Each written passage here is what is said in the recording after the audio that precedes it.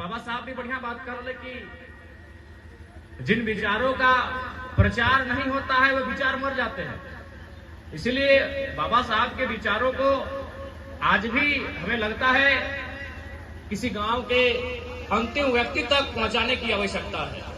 आज देख सकला जब भारत देश के संविधान के निर्माण व्यवहार है तो उस समय एक राज परिवार के व्यक्ति से बाबा साहब के बड़ा डिस्कस भल है, चूंकि नाम ओकर याद नहीं रहा है। वो कहले कि ठीक है भीमराव, आपने संविधान तो बना लिया, आपने ऐसी व्यवस्था तो कर दिया कि आज के बाद से राजा का बेटा राजा नहीं बनेगा, यानी जो राजा बनेगा वह रानी के पेट से नहीं मतपेटी से निकलेगा। व्यवस्था तो आपने कर दिया है, लेकिन हमारे पास पैसा है, हमारे पास धन है। आप जिन लोगों के लिए संविधान बना के जा रहे हैं, यानी शोषित, वंचित, पीड़ित, दमित लोग, उन लोगों को हम अपने पाले में पैसे से ले लेंगे।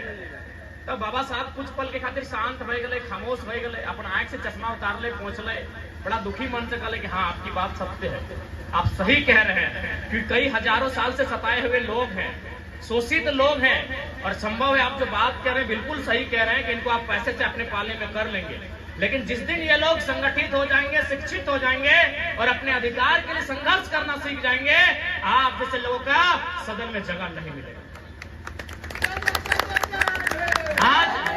आज भी आवश्यकता है कि हमें ऐसे लोगों को सदन में लेके जाना होगा जो बाबा साहब के विचारों को मानते हैं। इसलिए आपको भी हम एक बात कहेंगे, बहुत सारे लोग हैं जो बाबा साहब को माला चढ़ाने के लिए आएंगे, लेकिन मैं यही कहूंगा समर्थन उनका कीजिएगा जो उनको विचारों को ले जाने में सफल रहेंगे। हमें आज देख ले बाबा साहब के मतलब क्या है, शिक्षा शेरनी का दूध है, जो जितना पिएगा उतना दहाड़ेगा। बाबा साहब के सबसे प्रमुख कोटेशन में से एक कि शिक्षा शेरनी का वो दूध है जो जितना पिएगा उतना दहाड़ेगा। लेकिन आज जानकारी होना चाहिए, आज भारत देश में शिक्षा पर 18% का जीएसटी है और सोना और चांदी पर 3 से 5% का जीएसटी है। यानी आज भी समझना होगा कि जो लोग चाहते हैं कि गरीब लोग आगे ना आए, किसान, कामगार, शोषित, वंचित लोग आगे ना आए, आज भी उनको मालूम है शिक्षा ही शेरनी का दूध है, जो जितना पिएगा उतना दहाड़ेगा। आज हम अपने उदाहरण ले लें। आज एक छोटा सा लड़का, यह तो तोपचाची प्रखंड के मानटाण गांव के लड़का, 2 साल पहले हमने कोई परिचय ना हले, फुटबॉल के मैदान में फुटबॉल खेलना, क्रिकेट खेलना, यह मानटाण मोड़ में बस के पकड़ के पीके रोए अपन क्लास करे जाना। आज ही राज्य के लड़का केवल राज्य में ना आए, पटना में चर्चा हो रहा है कि गिरिडीह से जो लड़का चुनाव लड़ रहा है जयराम महतो, हम लोग देखना चाहते हैं दिल्ली में कैसे दहाड़ेगा। आज पटना में चर्चा हो रहा है कि गिरिडीह का लोकसभा जो लड़का है वो लड़ रहा है, उसका नाम जयराम महतो है। हम लोग देखना चाहेंगे जैसा वो दहाड़ स्टार्ट करके छत से देता है, वो तब दिल्ली जाएगा, उसका दहाड़ कैसा रहेगा। तो एजुकेशन आज इस राज्य में हमनी उम्र के लड़का मुखिया बने के ना सोचे, लोग हमारा मुख्यमंत्री के बात कर रहा है। तो कहीं ना कहीं एजुकेशन।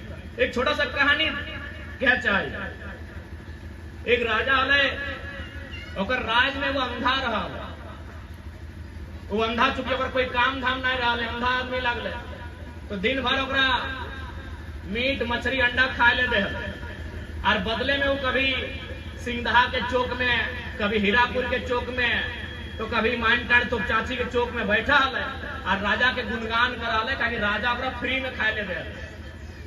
तो राजा के कान तक संदेश ले कि भाई तो बड़ा अच्छा आदमी अंधा, कि जहां जाता है चौक चौराहों में मेरी तारीफ करता है, मेरी प्रशंसा करता है। तो मंत्री के डाकला है, कहे सुनिए मंत्री जी आप एक काम कीजिए, इसकी आंखों का इलाज कीजिए। तो मंत्री कहे राजा साहब पगला उगला गया कि यदि अगर आंख के इलाज करवाना तो सबसे पहले पर काला धन है देखो, इसीलिए अच्छा हो एक 2 अंडा के जगह 4 को खिया, एक फ्री में खिया, लेकिन आंख खोले काम नहीं करिए। वही हाल आज हमने से बैठा 5 किलो 4 फ्री में मिले तो, लेकिन फ्री में MA BA तक के पढ़ाई तो नहीं मिलता। ये भारत देश की तस्वीर है। इसलिए आज हमने के चिंतन मंथन करे की आवश्यकता हो कि भारत देश की तस्वीर कैसा होना चाहिए, बाबा साहब के सपनों का भारत कैसा होना चाहिए, शहीद आजम भगत सिंह के सपनों का भारत कैसा होना चाहिए। आज सामाजिक न्याय पर आधारित भारत होना चाहिए, समाजवाद पर आधारित भारत होना चाहिए। लेकिन आज खोज के देखिए कहाँ मिलेगा वो भारत। और खासकर नारी शक्तियों के लिए तो बाबा साहब का बहुत बड़ा पैगाम था कि मैं किसी भी समाज की उन्नति उस समाज की महिलाओं के द्वारा की गई उन्नति से मापता हूं। यदि कोई समाज कहता है कि हम प्रबुद्ध समाज हैं, हम उन्नत समाज के लोग हैं, तो बाबा साहब कहते हैं मैं उस समाज की उन्नति उस समाज की मर्दों की उन्नति से नहीं मापता हूं, उस समाज की औरतों ने कितना उन्नति किया है मैं उससे मापता हूं। इसलिए आज समय के अभाव है, लगभग 15-20 जगह हमने के कार्यक्रम है। ऐसे कहा जब बाबा साहब के मूल मंत्रालय शिक्षित बनो, शिक्षा बहुत जरूरी है, संगठित रहिए, एकता बहुत जरूरी है और संघर्ष कीजिए। ताकि बाबा साहब भी आज अगर दुनिया में जाने जाते हैं तो अपने संघर्षों के कारण जाने जाते हैं, अपने त्यागों के कारण जाने जाते हैं। जब गोलमेज सम्मेलन हो रहा था, उनके भाई ने आकर सूचना दी कि उनके बेटे की मृत्यु हो चुकी है। उन्हें कहा कि तुम गोलमेज सम्मेलन को बाद में जाके अटेंड करना। तो बाबा साहब ने कहा कि मेरा तो एक बच्चा मरा है और वो वापस नहीं आएगा, लेकिन मैं अगर सम्मेलन में नहीं गया तो इस भारत देश के करोड़ों शोषित वंचित बेटों का सपना मारा जाएगा। और अपन मरे हुए बेटे को छोड़कर बाबा साहब गोलमेज सम्मेलन अटेंड करने गए।